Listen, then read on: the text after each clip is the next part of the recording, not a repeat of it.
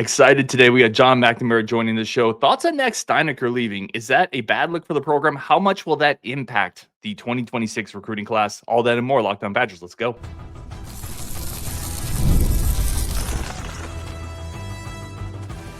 You are Locked On Badgers, your daily podcast on the Wisconsin Badgers. Part of the Locked On Podcast Network, your team every day.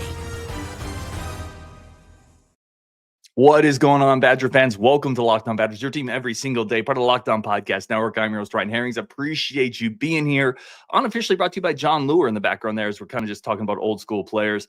Really excited about today's guest. We're going to be talking about Max Steinecker leaving, maybe the impact on the 26 class, how the 26 class might shape up, biggest needs, expectations, and is Greg Gard getting a little undervalued? Plus some of your questions for Jon McNamara. That's all this and more coming up. We got Jon McNamara, editor, Badger Blitz, Rivals, longtime coverage of all things Badgers recruiting, football, basketball on the show. I want to start here, John. Max Steinecker leaves just recently, heads over to USC. How big of an impact is that for the Badgers in the recruiting department? Pretty significant. Obviously, a guy that came over with Luke Fickell from Cincinnati, and that was one of the first names you saw that surface was Max and Pat were coming over from that recruiting department.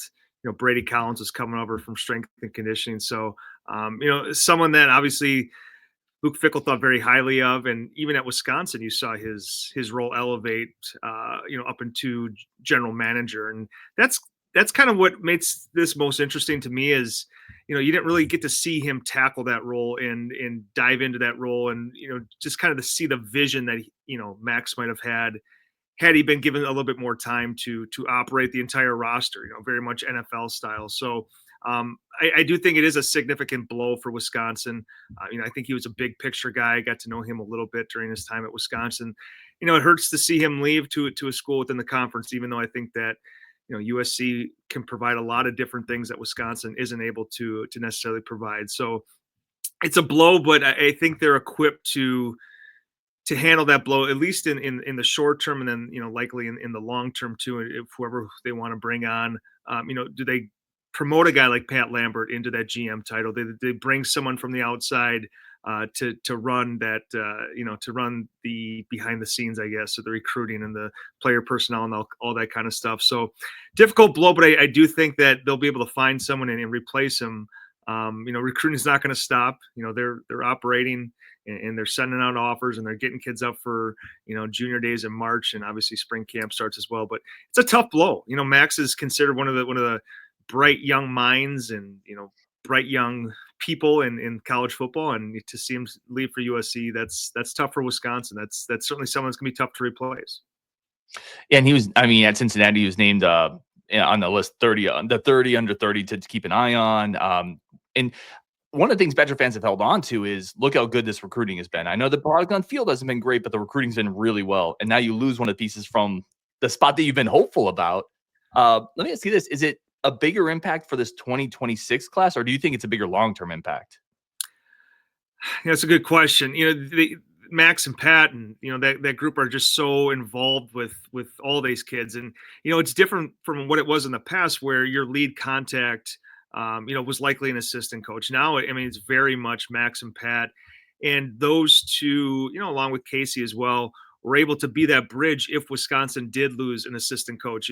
They were the pieces that held those recruitments together because they were the constants. They were the people that were there from the start. And, so if you lost a coach, it wasn't a huge hit. You don't have to cross that guy off your list because of those relationships that Max and Pat have. Now, I think it's going to be a loss in that 26 class and then just kind of beyond as well. But it's also so the component of NIL and, collective bargaining and rev share and, all that kind of stuff that I think that Max was going to be tasked with. So it's, recruiting is obviously a huge part of it, but everything that goes into what you think a college general manager would be, now you're going to have to find someone who you think can operate all those different things and be that person within that program. So I think that it makes it that much more difficult long-term as well, because Luke Fickell obviously, trusted Max and the vision that he had for Wisconsin moving forward here.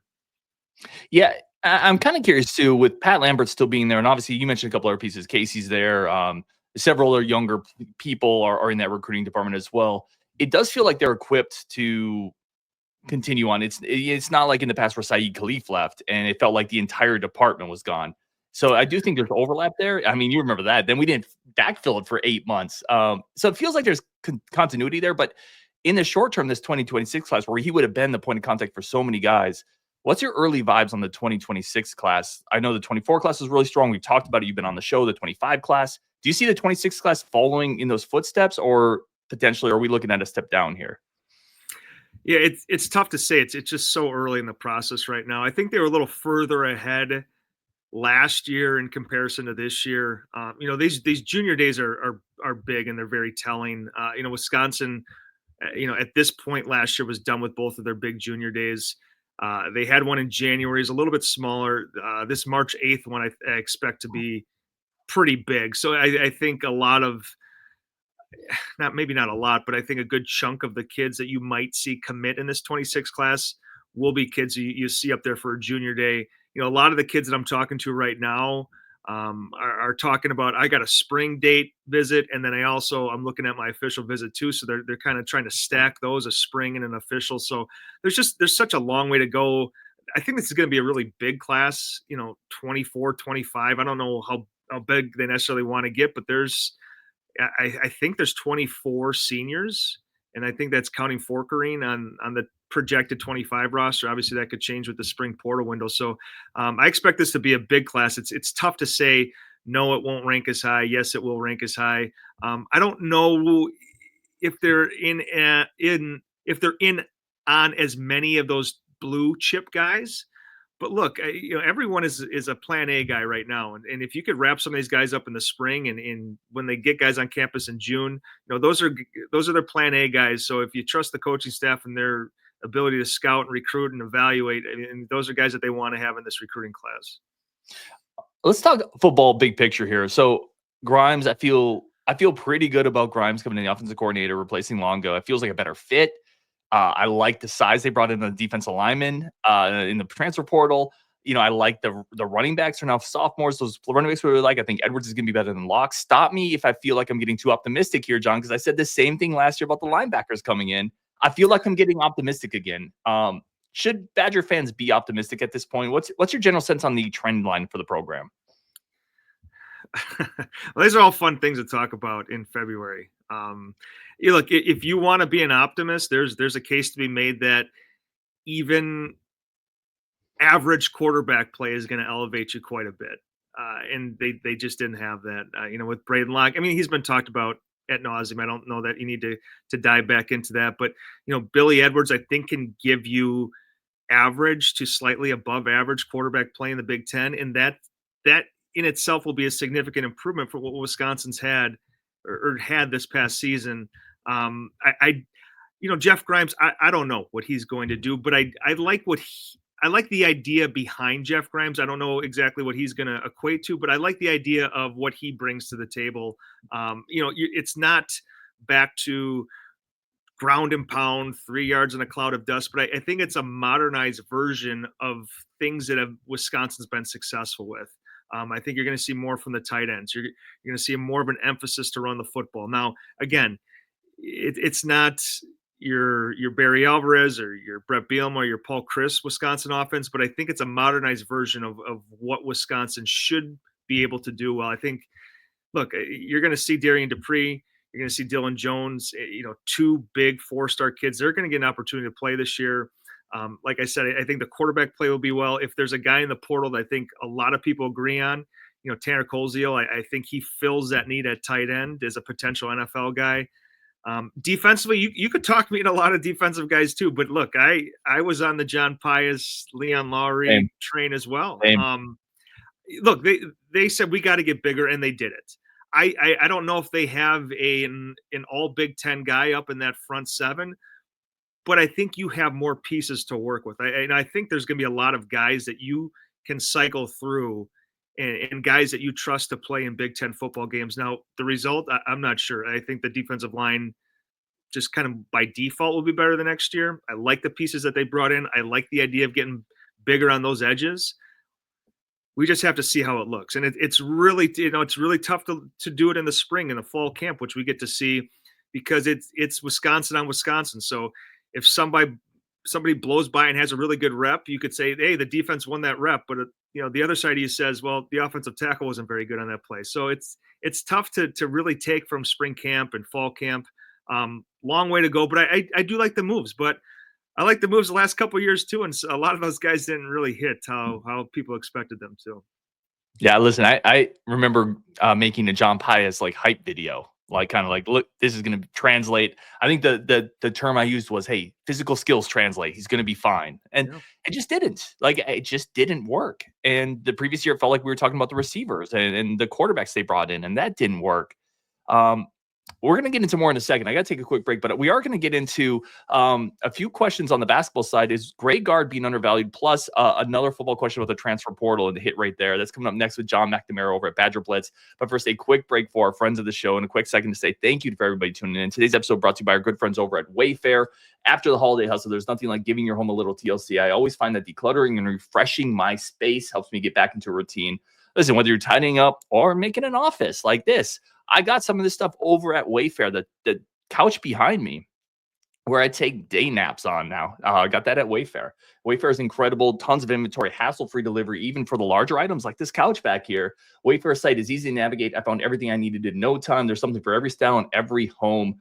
Give your home a refresh it needs with Wayfair. Head to wayfair.com right now. That's WAYFAIR.com.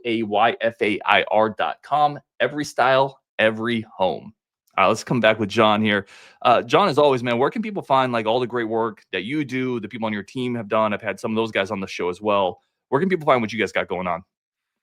Yeah, badgerblitz.com. I think everyone in the space that covers Wisconsin can kind of catch their breath. You just kind of go nonstop from, the football season into the transfer portal and the signing class. So we feel like you got a little bit of a slight break here before spring camp hits and, those visits start with those kids. And like I said, junior day on March 8th. So find us at badgerblitz.com. I'm on Twitter quite a bit as well. So, find us. We got I'm glad you mentioned, really good crew of writers. Seamus Rohr does a great job. Ben Wargel, him and I have started together and, lucky that Ben's still covering basketball for us. Donnie Slusher's on campus too. And he's a really good young writer. So a good group of guys. Dan Sanger takes photos for us. So I'm really fortunate to have a great group that helps, nothing gets done without those guys. So I'm very appreciative to have them. Yeah, and Donnie's a great guy. I've had a chance to meet him. He's been on the show. Ben has been doing this for a long time, to your point. Yeah, it's definitely great coverage over there. And I encourage everybody to go check it out. Follow John on Twitter as well. A couple of quick questions. I said I wanted to finish up on football. Who wins the 2025 Elijah Hills Award? Who's the guy who maybe doesn't have a lot of hype that ends up being way better than people thought he would be coming in with the portal? Man. Put you on the spot. I didn't prep you for this one. Maybe a guy like Parker Peterson. I feel like, things happen really quickly with him, and you saw Wisconsin linked to him right away, and they were able to lock him up. He feels like a starter to me. If you do the true Elijah Hills journey, it's like a third team / fourth team guy in the spring to your best defensive lineman in the fall. So I don't know if you'll see such a dramatic rise from anyone in this group, but Peterson seems like a guy that when people bring out this is the best, this is the medium, this is the worst from the transfer portal group, he doesn't really get talked out a bunch. But I think when it's all said and done, you might look at him and say, he was a pretty significant upgrade. He was the most steady defensive lineman from this group this year. I think he has that type of potential. I think that, the people that I talked to, he was a big portal get for them. Like I said, someone they identified immediately, and they were really happy that they locked things up with him pretty quickly in the process. Let me ask you this. It feels like last year in the portal, the defensive linemen, they missed on their plan A's, or a lot of them. They missed on a lot of their plan B's even. It feels like this group, to your point, Parker Peterson was right out of the bat. That was one of the first guys they got. It feels like they locked a lot of those guys up really early. It felt more intentional. It felt like they got the guys they wanted a little bit more. Is that accurate, or am I just kind of like reaching for reasons to be optimistic? No, I do think that's accurate. I do think this entire process though works at like a breakneck speed, where look, they're identifying, they're getting kids on campus, they're spending 48 hours there, and then they're committing. And obviously you and I just kind of hyper focused on Wisconsin, so it's tough to say yes, it is like this every other place. But I mean, a lot of this stuff is really, really quick, and it feels like if these guys get to a second or third visit, then you end up missing out on them because they didn't pull the trigger right away when they were on campus at Wisconsin. So a lot of this stuff feels like it happened really quickly. When you add 20 some guys to it, sometimes tough to keep track of. I feel like you got a really good pulse of stuff, but it's tough to keep track of the exact timelines for some of these guys. And some of these guys are saying they were offered because they put it on social media, others don't. So it's a little bit more difficult of a thing to track, and it all happens in that small window of time. So it's tough to say exactly, but these things move really quickly. I think they hit on a lot of guys they wanted. Other positions they had to go a little bit further down their list, but we'll have to see it. It's, I guess, if I've learned anything the last two portal cycles, it's to not say anything definite until you see them play in the fall. Wait and see. That's a great answer. Question from I didn't write down who sent me this, but more surprising still on the roster, Yakimelli or Nizier for Green? Like, if you went to the end of last year, we thought Nizier would be gone, and I think a lot of people thought Cade would also be a guy who would enter the portal with the lack of production or lack of carries he maybe got at times last year. Yeah, with Nizier, I would start with he was just a guy that you thought that there was nothing left in the tank because he ran out of eligibility. Now there doesn't appear to be rules in college football, so I think what the NCAA is now fighting or appealing. They are the decision, so he's not a lock. Yakimelli, I think a lot of people thought or assumed that he would move on because of the lack of carries. He's like a throwback guy now of I didn't transfer. I like the school. I like the academics. I like the people. He seems like an old school type of guy in that way because the majority of the people in his position would have likely left. So I think it's hard not to root for a guy like that. So I guess I would say Forkering just because we crossed him off our scholarship grid because he ran out of eligibility. But now I think there's a good chance he could be back. So I would probably say Forkering. But again with Yak too, it's like you never really heard anything definite. Like some of these guys, you hear stuff are like, it's the middle of the season. You're like, yeah, that guy's gonna be gone.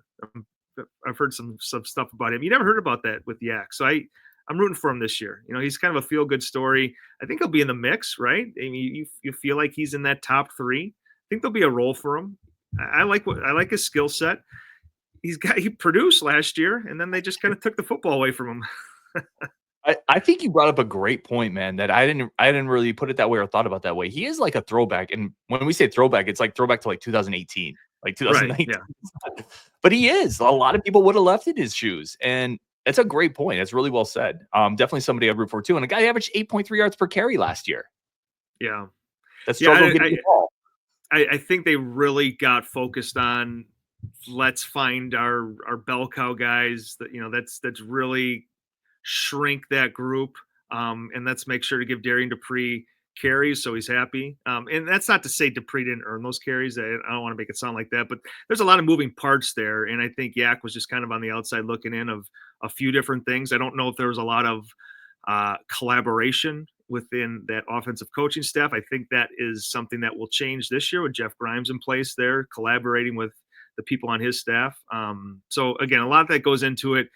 And Yak's got some freaky stuff. I mean, you watch some of his highlight stuff when he goes back home and he jumps up on a mat that's like 75 inches in the air. So he's got some freaky type of, I don't know, the skill set things. So I hope to see him play. It'll be exciting to see what he's able to do in a running back room. I think you feel pretty good about it. It was one of the few rooms that Wisconsin said, we're not going to touch through the portal, and they didn't. And it's the same group coming back minus a few guys here and there. We'll see what happens in offense. I think that we'll be able to feature that group a little bit better. Yeah, that's a great point. That's one of the better positions they felt about. Last football question here. This is from Brady Up. Ask him to predict the 4-game Murderers Row next season. So we got that 4-game stretch where we go to Michigan, Iowa home, Ohio State home, at Oregon. What's your way too early? We haven't even seen spring practice prediction for that stretch. Yeah, I mean 0-4. It's tough to go. If you went through that, like if you split that run there, I think you'd be through the roof. 1-3 seems like a really good outcome, and 0-4 to me seems realistic. Again, it's February, right? But Ohio State and Oregon, when you're putting $20+ million into your roster, you're going to get the results that you paid for. And I mean, those teams aren't going to like take a huge hit. They're spending NFL plus type money to retain that talent, and then they're bringing in more talent. So I don't see ways that Wisconsin wins those games. Michigan is, I don't know. Can they get better quarterback play? I think they have talent on that roster. Iowa's kind of Iowa, but man, Iowa, the game last year, I mean, you're going to say that Wisconsin going to rebound and play better than they did against Iowa last year. That's tough to say. So, on February 10th, I'm saying 0-4 in that stretch. Yeah, I think Iowa's the one you circled there, but yeah, you're not going to beat Oregon. You're not going to beat Ohio State. I think somewhere there's Oakland athletics fans wishing their team spent money like Ohio State does, right? Like they're a pro franchise at this point, and obviously Oakland lost their team anyway. But the point is, like, they're a pro franchise, and you're not going to win those games. Could you trip up Michigan at the Big House? I mean, Michigan just beat up on Ohio State at the end of the season last year. They got a lot of young talent coming back. I don't know, man. I think you go 1-3. Then you have a bye right before and a bye right after, and you feel really good because those other two blocks of the schedule are much easier. Obviously, you still have Bama, but Bama's sandwiched by three teams that you probably should win. So I think 1-3 there, unfortunately. All right, we'll take one more quick break here. We're going to come back, talk basketball. Is Greg Gard being undervalued for what he's done this year? That's coming up next on Locked On Badgers. First, a quick break for our friends of the show. And as always, a quick second to say thank you for tuning in to Locked On Badgers. Always appreciate you guys. All right, let's jump back into this. We got Jon McNamara again. I always tell John, man, I could talk to him for hours, but I keep him around 30 minutes so he'll come back at some point. I want to ask you this, man. Greg Gard, the Badgers are up to I think they're 16th right now in the country. He landed arguably one of the one or two best transfer guys in the Big Ten. The team is offensively completely changed their identity. They look like a dark horse, even Big Ten title contender here if they can find a couple ways to sneak out a win against Purdue coming up, and yet it kind of feels like maybe based on what happened last year to JMU, maybe based on Greg Gard hasn't made a deep March run, that people still aren't fully buying in. I just want to kind of big picture is what he's being done undervalued right now? Well, I think with Greg, there's always going to be that pocket of the fan base that no matter what he does, they'll be calling for his head. Whether that's deserved, undeserved, I don't know if it's really very important. I'm really amazed at the job that he's done this year, and I think it's funny to kind of look at him and Paul Chryst, and someone like Paul Chryst who was stubborn and refused to innovate and change and really try to adapt to the new age college football, and Greg Gard was more than willing to do that. Someone who spent a lot of time with Bo Ryan, who was one of the more stubborn and stuck in in a good way, right? I mean, the guy won lots and lots of basketball games. It's ultra successful. But I mean, to really say, I'm going to bring on a guy like Kirk Penny and have him be my offensive coordinator, essentially, we will get away from all the stereotypes that have surrounded our program for so long, and we are going to do things differently. And the results, I don't think they could be any better. And then you go to the recruiting front, and you kind of have like a fresh slate with guys of, we play in this offense that gets up and down. We play in an offense with a lot of freedom for you to do what you want, with the basketball, moving without the basketball. You want to shoot a bunch of threes? We're the right team for you. I mean, we're going to put you in spots to be successful. Bringing on a guy like Greg Steemsma, who brings that NBA experience that could work with guys like Steven Crowell, a guy like Nolan Winter, who's made a pretty significant jump. And then again, I always kind of bring things back to recruiting, but then you pitch to these guys, hey, we have NBA type of guys who can help develop you. So the job he's done, the adjustments that he's made, not just, losing Chucky Hepburn, losing AJ Storr. I mean, those were difficult blows, but for him to within the minute, just kind of rebound there and find a guy like John Tonje, who looks like the best pickup in college basketball right now via the portal, to be in a position right now to contend for a Big Ten title. It's an amazing job. I mean, he should be in, Big Ten Coaching of the Year conversation. I think he's earned that. Like I said, you lose two big time starters and you replace them, and your team is better than it was the previous year. I think he deserves more praise than he's gotten so far, and I certainly think he's got a lot of praise from within the local media, and then obviously national media as well. I think he's done this. You can make a case this is his best coaching job of his tenure at Wisconsin. I feel pretty confident about saying that. Yeah, that's really well said about just the ability to adjust. A lot of coaches can't. A lot of coaches have a little bit too much of an ego. They're a little too stubborn. This is completely 180 from what Wisconsin has been for a long time. And then I also want to talk about Carter Gilmore. Can you think of another player that has maybe surprised to this degree over the course of his career? Kamari McGee. That right? It's developmental pieces for this. Yeah. This staff. Yeah, I mean, you talk about throwback type of guys. Both of them you could have said in their first year, second year of the program. I don't know that they're rotation guys. I don't know if they're difference makers, and they are without a doubt key pieces for this team, even though both come off the bench. I mean, Kamari looks excellent. I mean, you talk about a guy who is bought into his role to a T, and then can come in and hit shots like he's able to take some of that ball handling pressure off two guys who aren't really true point guards in that starting lineup. And then, Carter Gilmore, I think, has been a really good feel-good story. I think that's always been there. If you I watched him play in high school at Arrowhead. I mean, he could score the basketball. Now it's a different level. I think that you just have to see some of those shots go down in big situations. And now he's shooting with some confidence. If he can bring that into March, and that's another component that, he can bring, in addition to that really steady defense of knowing where he needs to be, of being able to have some position versatility in terms of guarding guys from the 3 to the 5. So two really big pieces. And I mean, those two are huge reasons why Wisconsin's in the position it's in right now.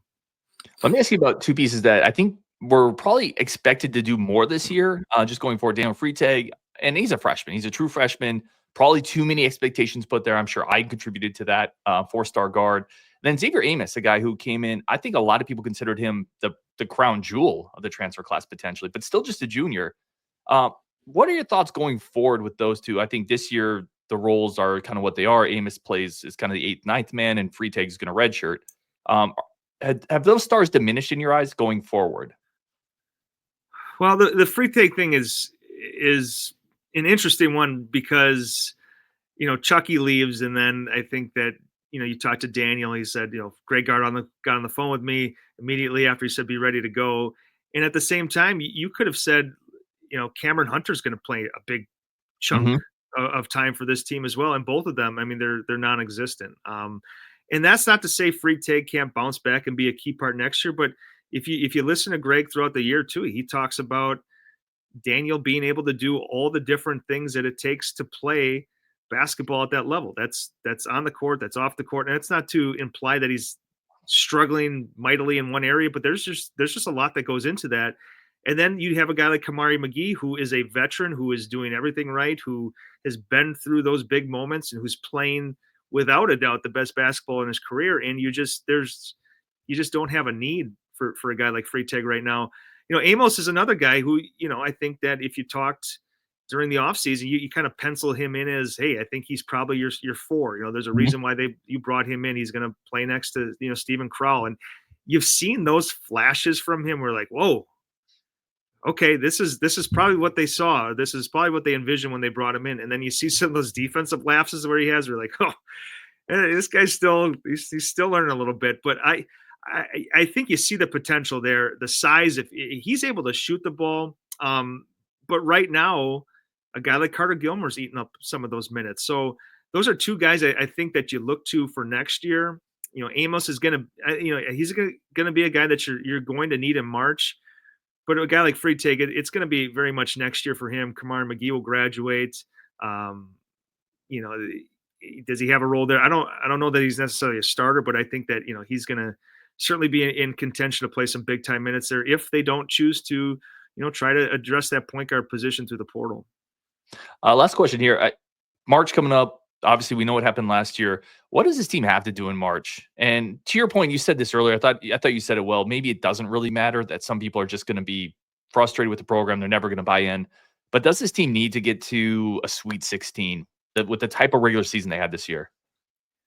I think it'd be really hard to look back on this year, the group, the way that they're playing seemingly in February, which has been a really bad month for Wisconsin the last couple of years. I think it'd be really tough to look back and say this group didn't make the Sweet 16. But now, I mean, you want to talk about the tournament? Look, they're a bad matchup away from maybe not making it out of the first round. And no, I think again, this team can play with anyone in the country. I think they showed that against a team like Arizona. They could show that against like a team like Purdue, which you'll see on Saturday. But this isn't, this is an NCAA tournament thing where a bad matchup in the wrong spot and the higher seed could get bounced. It's just the way it is. So again, it's tough to say they need to do this, they need to do that, but I think it'd be really hard for this group, for Greg Gard to go to sleep at night and not to have this group go into the Sweet 16 because they are without a doubt talented enough, ball handling ability enough, veteran experience enough, all those type of buzz things that you hear in March. They have all those things. Get old, stay old. This is a team that's ready for a run in March. When's the last time they made it to that second weekend? It's been a while, like 2018. Yeah, it's been like seven years maybe. So. 18. It's been a minute. It's been a while. So when you have this in front of you, you got to take advantage of those opportunities. So do they need to do anything? I don't know, but you got to take advantage of this group and getting into that second weekend, or else you're going to have a big chunk of that fan base saying this is a disappointment. This is what Greg Gard does. He folds in March and yada, yada, yada. Even though, 7 minutes ago, I was talking about he's maybe the best coach in the conference, at least in this year. I think everything you said there is pretty dead on, though. A lot of coaches fold in March until they don't, right? Like a lot of coaches, Bo Ryan for a while had that reputation. Lute Olson, like you can go down the list. Jay Wright even had that reputation for a while, and then look what happened there. Like it happened, but it also is one of those things that until you kind of knock that door down, it becomes a talking point, and I think that does impact maybe NIL energy momentum. Like if you don't make those runs, maybe it impacts donors, maybe impacts recruiting. And I think in those aspects, it's important to kick down that door more than almost any other. Yeah, without a doubt. And, there's a lot more involved to it than there was just a couple of years ago. And, there's that money aspect. And look, you make a run and people are a little bit more willing to dive into their pockets to say, yeah, I like this and I want to see more of it next year, where, they put some of that money back if it's like, well, they can't do it in March. So what am I going to contribute to this for? So yeah, you have that money component to it and the excitement and, for better or for worse, college basketball is very much a March, a March sport for much of, the national audience, even though I know you and I follow it every single day. I like it much more than I do the NBA to follow, but it's a, what have you done for me in March type of business. And that's what Greg Gard and, the 65 other teams will be judged on when they get to that point.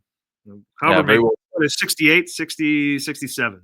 Yeah, 68. Yeah, whatever. I mean, the point remains, though. Like, that's what you're judged on, fairly or unfairly. You can win a Big Ten regular season title, which I'd argue is in ways more impressive than getting to the Elite Eight, because you could have a weird matchup in the Elite Eight. Someone could get knocked off. Listen, if you get to the Final Four, that's a different animal. But winning the Big Ten regular season title is an incredible accomplishment. And I think there's people that just don't. Maybe it's because I care about the regular season more. I think it's a grind. I think it matters. It's more of a totality of your scope of work than a one and done tournament. But I also get it. Like I get that's where the money is. That's where the eyeballs are. And that is ultimately how you're judged. He is the great Jon McNamara. Go check him on Badger Blitz. We have him on occasionally. I would have him on more, but I always feel bad about asking him because I know he's got a bunch of spinning plates. But go check out his work. Go check out his team's work. Great stuff as always. John, appreciate you, my friend. Yeah, man. Thanks so much for having me.